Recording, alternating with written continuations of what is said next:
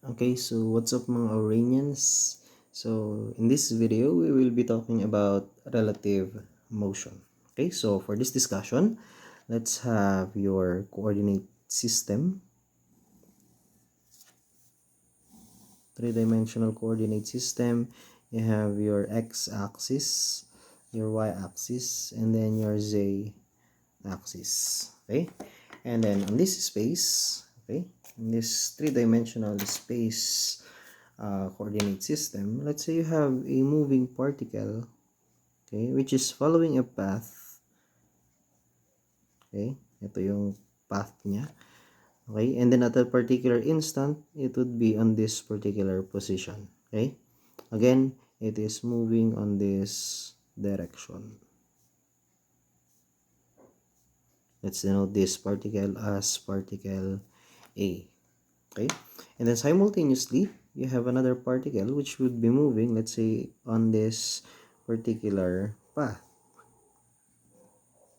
Okay, at the same instant that A is on this particular position, B, let's say, is on this particular position. Okay, that would be denoted as particle B. Again, it would be moving on this particular direction. Okay, so if the observer of these two particles is at the origin and the particle A and B is being observed, okay, you'll be observing A and B with respect to the origin. The position of the particles A and B is defined as your position vector for A. Let's denote this one as RA, and then your position vector for B. Let's denote this one as RB. Okay, so those are the position vectors of your particles with respect to the origin.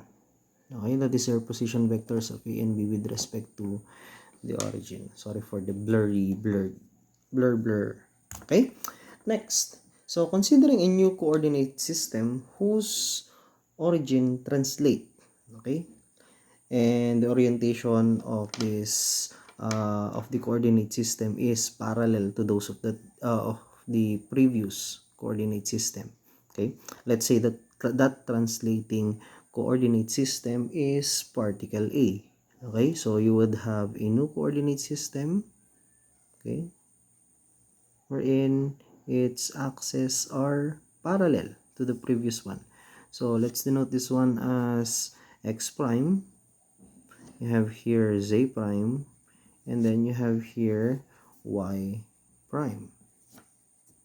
Okay, so that would be your new coordinate system. Now, since A is translating, okay, since A is translating, then you can say that A here is an observer, okay, and then in this particular case, B is being observed by A. Okay, so if such case, A is our observer, B is being observed, your position vector of B with respect to A would be this particular vector. Okay, let's denote this one as the position vector of B relative to A. Okay, so in this particular denotation, you would have R, that is the vector, B here, tapos A, that should be A. The upper letter or upper symbol here is the particle being observed, and then this one is the observer. Okay, so that would be the position vector of B with respect to A. Now let's go to principles of vectors. So since we were talking about vectors a while back, okay? So principles for vectors, you would have here, if you try to observe our particles, you have here the tip of arrowhead of RAB is pointing at this particular particle. Same is true with this one pointing at that particular point. Okay, So based from the previous, from the principles of vectors, let's take first, for example, sum of vectors. Okay, sum of vectors. So for sum of vectors, if you try to go back to our figure, you would have here that if you try to observe this particular vector here, okay, this particular vector is pointing at the tip of RBA rather, and then the tail is that is connecting.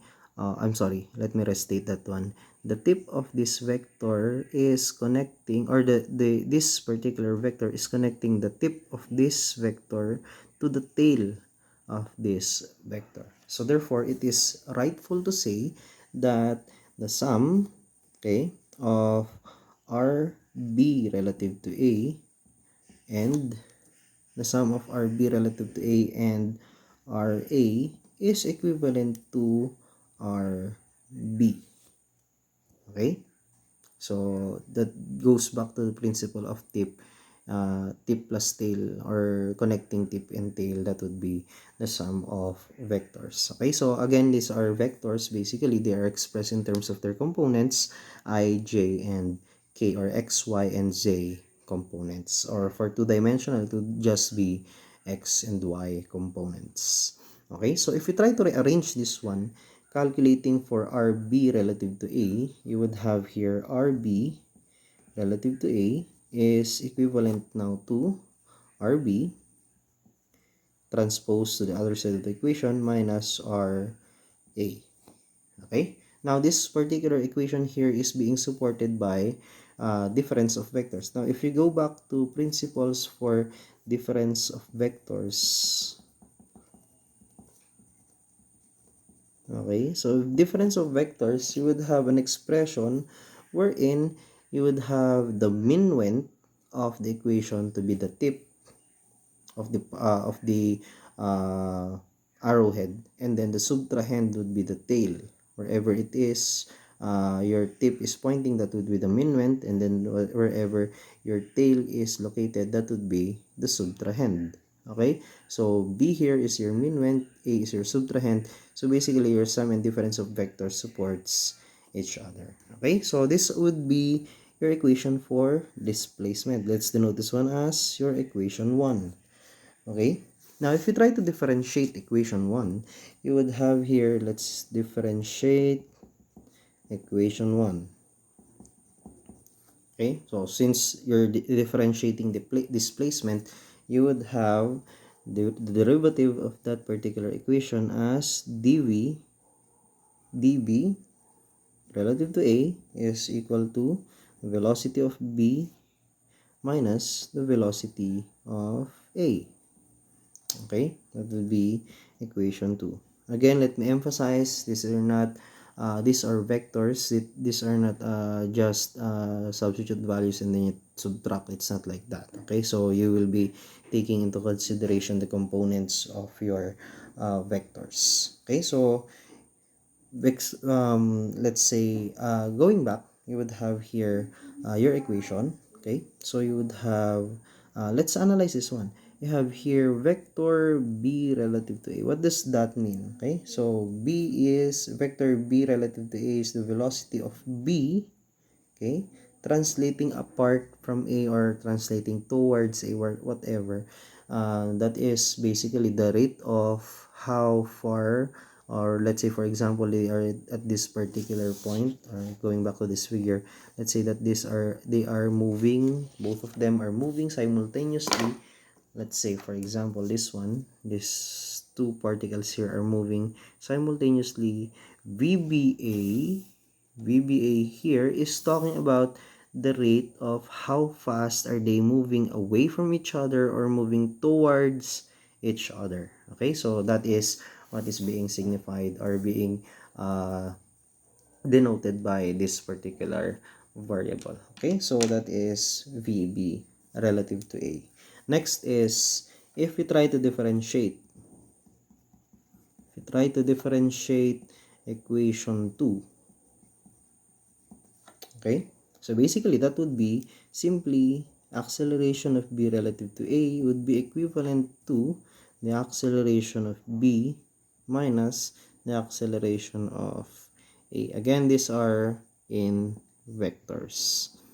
Okay, so I believe that is all for this particular lecture. So we will have an example for this particular lecture. Okay, so stay tuned and then see you on the next video presentation.